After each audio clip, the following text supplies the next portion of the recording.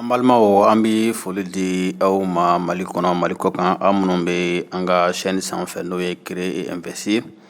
ni o ye an bɛ se ka hali bi hakili jagabɔ ka na ni fɛnw ye fɛn minnu bɛ sɔrɔ nasira kofɔ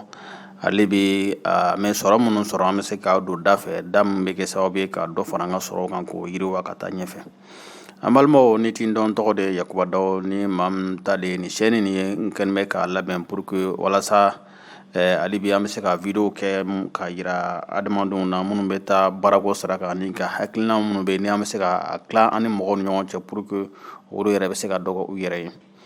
An balimaw o hukumu kɔnɔna na sani an ka taa ɲɛfɛ an b'a ɲini i fɛ i ka nin video in i ka partager i ka abonner an ka chaîne na i ka notification digi i b'o yɔrɔ ta i bɛ tutu ta o kɔrɔ b'a yira k'a fɔ an mana video fɛn fɛn bila o bɛ na message ci i ma walasa i k'a sɔrɔ cogoya minnu na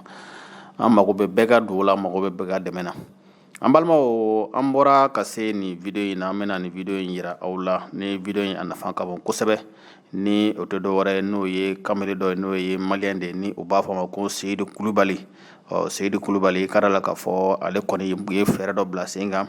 fɛɛrɛ min b'a to an balakaw bɛ se ka tobili kɛ ka sɔrɔ u ma lɔgɔ utiliser o bɛ tobili kɛ ni fɛn jumɛn ye a bɛ fɔ a ma ko énergie solaire ni tile bɛ kɛ sababu ye ka na ni courant min ye o bɛ kɛ sababu ye ka tobili kɛ a y'a expérience tante Segu a kɛra sababu ye bi kɔni mɔgɔ caman bɛ ka utiliser Segu ka caman bɛ ka utiliser.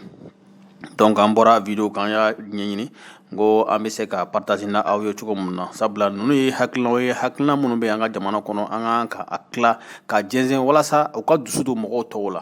an m'a faamu wa donc baara kan ka kɛ o sira de kan an bɛ foli di a ma wa a ka cakɛda tɔgɔ de ko entreprise Togo Tile Togo Tile donc i ka ye k'a fɔ entreprise tɔgɔ de b'o ye donc ale bɛ nin baara in de kɛ donc bi an bɛ yɔrɔ min na bi a bɛ a minɛn caman dilan voilà i bɛ se ka minɛn dɔw bɛ yen i bɛ tobili k'a kɔnɔ i bɛ dumunifɛn don a kɔnɔ a bɛ se ka heure 24 kɛ k'a sɔrɔ a ma suma i ka d'a la k'a fɔ a bɛ fɛn caman kɛ donc an bɛna video yira la an k'a lajɛ n'an y'a lajɛ an bɛ sɔrɔ ka na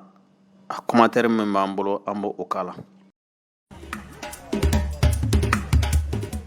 À Sébougou, quartier de la ville de Ségou au centre du Mali, l'animation bat son plein autour de cette parabole de cuisson solaire. C'est la création de M. Seydou Koulibaly, un jeune entrepreneur sensible aux questions environnementales qui a quitté l'enseignement pour créer l'entreprise Togo Tile, spécialisée en cuisson solaire. Régulièrement, il propose avec son équipe des démonstrations d'utilisation de ces différents produits. C'est une parabole comme les paraboles qui sont sur le toit des maisons. Donc nous avons utilisé les mêmes paraboles, mais en appliquant les feuilles d'aluminium à l'intérieur. L'aluminium a été toujours défini comme un très bon réflecteur. Donc maintenant l'ensemble des rayons qui tombent sur la parabole, donc ces rayons sont convergés en un seul point. Voilà. Et là on arrive à avoir une température qui a une puissance de 1200 watts. Voilà. Donc avec cette quantité d'énergie, nous pouvons préparer tous les repas que nous connaissons. Tous les repas que nous connaissons. Même le riz, même du haricot.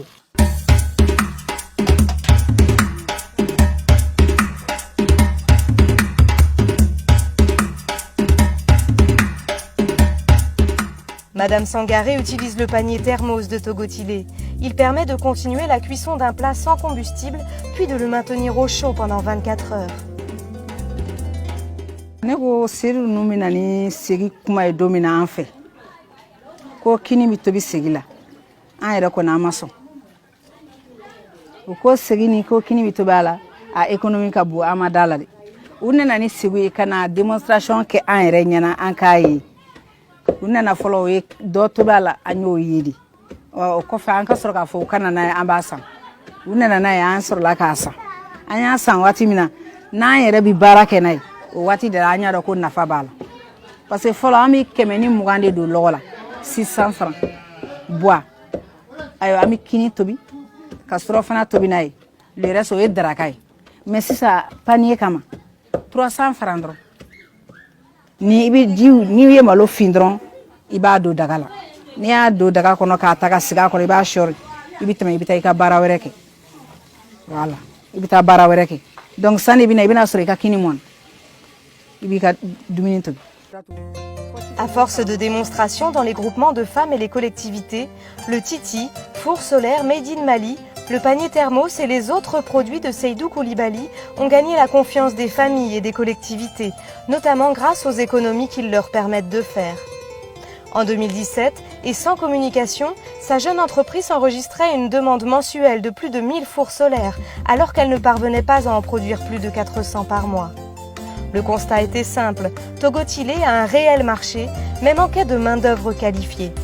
C'est dans ce contexte que M. Koulibaly a sollicité l'appui de Suisse Contact. Et sa vision convergeait correctement avec celle de Suisse Contact par rapport à l'insertion des jeunes. Donc il avait des propositions concrètes par rapport aux jeunes à former et ce que les jeunes devaient faire après leur formation. Pour nous, ça paraissait extrêmement important. Donc il avait ces chiffres de 80 jeunes. Au départ, ça nous paraissait étoffé. Mais au fur et à mesure que nous avons approfondi les échanges et que nous avons travaillé avec lui sur les projets de formation,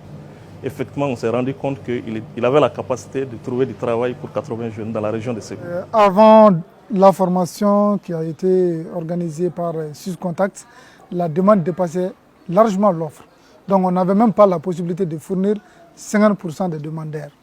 Donc maintenant, c'est grâce à l'arrivée aux formations organisées et financées par Suisse Contact que l'entreprise a pu réduire le taux des demandeurs qui étaient toujours mis en attente. En 2016, par exemple, un client, quand il commandait par exemple un four solaire, il pouvait attendre un mois avant de trouver son four solaire. Mais aujourd'hui, grâce à la formation de ces jeunes, le délai ne dépasse pas 10 à 15 jours. Ainsi, 80 jeunes hommes et femmes ont été formés à la fabrication des produits de cuisson solaire et embauchés par l'entreprise Togotilé. Cette formation intervient dans le cadre du programme d'appui à la formation professionnelle, le PAFP, financé par la coopération suisse et le Royaume du Danemark et mis en place par Suisse Contact. Aujourd'hui, les employés de Togotilé gagnent entre 40 000 et 60 000 francs CFA par mois, soit entre 60 et 90 euros. Ils bénéficient également de primes sur la vente de produits. Ça a changé beaucoup de choses dans ma vie. Donc après l'apprentissage théorique, il faut la pratique. Donc c'est ici que j'ai pu appliquer ma connaissance. J'ai pu pratiquer ma connaissance. Donc vraiment, ça a été un atout pour moi. Avant, je ne gagnais rien. Je ne gagnais rien de fixe. Donc maintenant, je travaille ici. Vraiment, ça a changé beaucoup de choses. Donc, je suis devenu salarié. Donc, et je me permets de faire vraiment mes activités personnelles avec cet argent. Ça a changé beaucoup de choses. Ma famille est une famille de pauvres. Et quand moi, je ne travaillais pas, j'étais un peu mal à l'aise de ne pas pouvoir subvenir aux dépenses quotidiennes de ma famille. Mais grâce à ce travail actuellement, Dieu merci, quand je gagne seulement mes gains, je contribue maintenant aux dépenses quotidiennes de la famille de 1 et de 2 aussi. En tant que femme, j'ai besoin des petites choses, quoi. Je ne sais pas si vous comprenez. Donc, j'ai maintenant le moyen de m'acheter des choses que moi-même je veux et je n'envie plus personne. En 3 mois de revenus, je me suis acheté une moto. Ensuite, je dispose actuellement d'un ordinateur portable Toshiba. Le développement de Togotilé n'a pas seulement un impact économique sur ses employés, car M. Koulibaly fait aussi travailler les autres acteurs économiques de Ségou, les planteurs, les tisserands ou encore les transporteurs. À l'heure actuelle, Togotilé dispose de 17 points de vente à travers le Mali et plus de 10 000 produits ont été vendus à près de 6 000 foyers dans la seule ville de Ségou. Avec une équipe âgée de 18 à 34 ans, Togotilé est indéniablement un exemple en matière d'insertion des jeunes et de création d'emplois. L'avenir de l'entreprise est assuré par une demande toujours croissante sur un marché porteur et une énergie renouvelable, gratuite et toujours disponible, le soleil du Mali.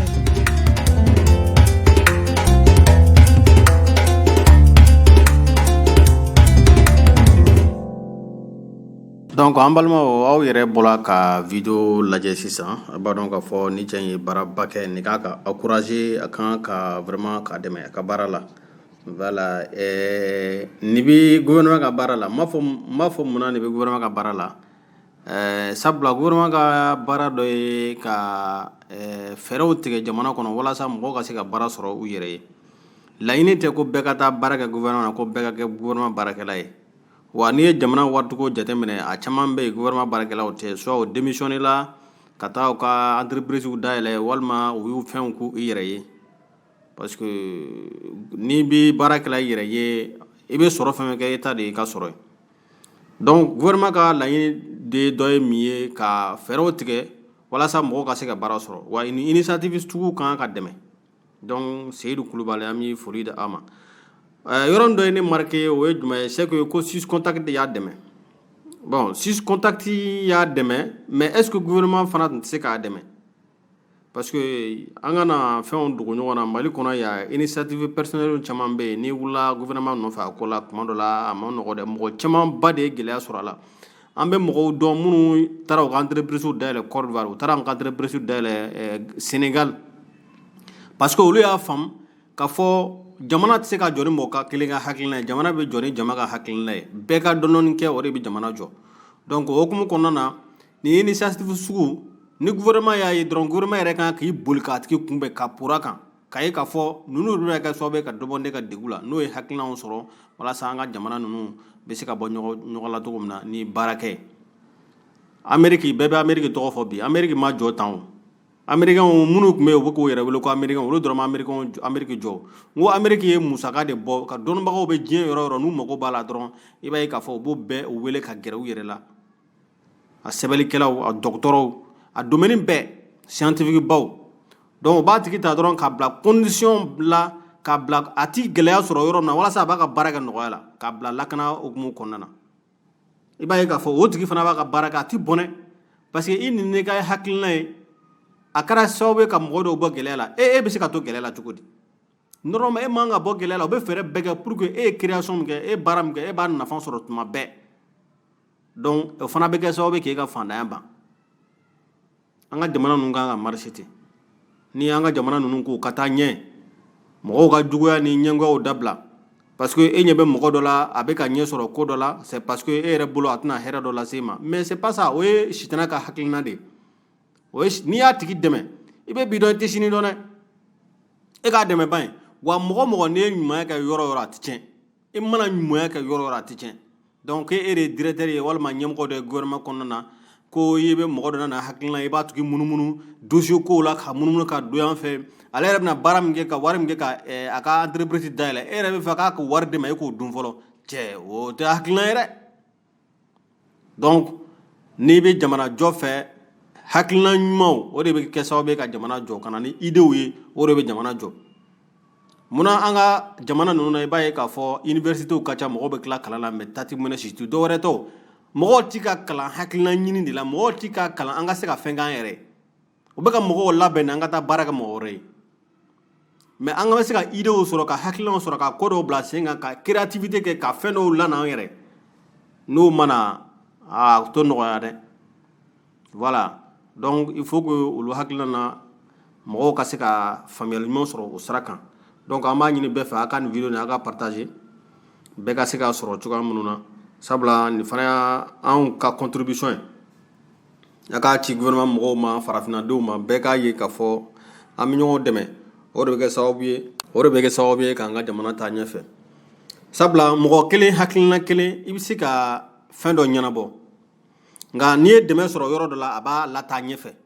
Seyidu Kulubali filɛ nin ye peut-être a tun bɛ se ka nin ɲɛ sɔrɔ dɛ mais six contact ye dɛmɛ min d'a ma a y'a siri teliya quoi a y'a ko teliya quoi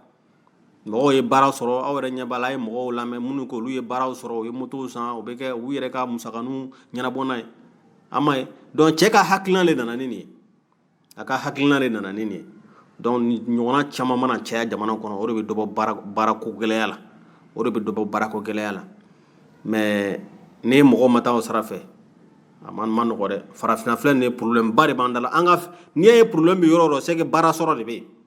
mais problème b'anw da la mais baara ti ka sɔrɔ anw b'a faamu cogo di parce que baara tɛ dɔwɛrɛ ye ka na ko dɔ ɲɛnabɔ de o baara tɛ dɔwɛrɛ ye ka na ko dɔ ɲɛnabɔ mais problème b'anw da la mais anw tɛ ka baara sɔrɔ donc a b'a ye ko ninnu tɛ ɲɔgɔn ta kosɛbɛ dɛ ni jamana minnu bɛ yen n'an y'a ye k'a fɔ jamana minnu jɔra ka ban an bɛ se k'a fɔ ko non ko baarako gɛlɛya kan ka sɔrɔ yen parce que an bɛ se k'a fɔ o ye fɛn caman kɛ ka ban o ye miiri ko kuraw la mais i b'a sɔrɔ anw yɛrɛ ma fɛn dɔw daminɛ fɔlɔ yɛrɛ mais baara tɛ sɔrɔ la anw ka fantanya bɛ ban fantanya tɛ ban o donc an balimaw o de don an b'a ɲin'a fɛ a ka nin video in partager mɔgɔ kelen hakili kelen bon ni mɔgɔ y'i dɛmɛ a ko bɛ teliya kosɛbɛ pour que i bɛ ɲɛ sɔrɔ i ka ko la i tɛna entreprise basi ye bi ko mɔgɔ min y'a créer k'o kelen de bɛ ka diriger a bɛ yan a tɛ yen a mana se yɔrɔ o yɔrɔ e de y'a daminɛ mais diyagoya fo i ka mɔgɔw fara i yɛrɛ kan danaya mɔgɔw fara i yɛrɛ kan cɛsiribagaw fara i yɛrɛ kan a ka ko la taga ɲɔfɛ e bɛ se ka kow tɔ coordonner ka kow bila sen kan mais i kelen tɛ se i n'a fɔ b'a fɛ cogo min na ko boloninkɔrɔnin kelen tɛ se ka bɛlɛ ta fila de bɛ fara ɲɔgɔn kan ka ta donc an ka kow bɛ ɲɔgɔn bolo an ka hɛrɛw bɛ ɲɔgɔn bolo faamuyali ko ɲuman ala k'a d'an ma an b'a ɲini bɛɛ fɛ a ye video in a y'a partager bɛɛ ka sera a sɔrɔ cogoya minnu na donc an b'aw fo ni ala sɔnna ma an bɛ na ɲɔgɔn sɔrɔ video wɛrɛ kɛnɛ kan an b'a dɔn mɔgɔ caman b'an ka video lajɛ mais o tɛ se ka abonné an ka chaîne a y'aw abonné voilà n'a y'aw abonné cloche de notification n'a y'o digi voilà o bɛ kɛ sababu ye an mana video fɛn fɛn bila a bɛ se ka sɔrɔ cogo minnu na n'ala sɔnna ma an bɛ ɲɔgɔn sɔrɔ siɲɛ wɛrɛ k'an bɛn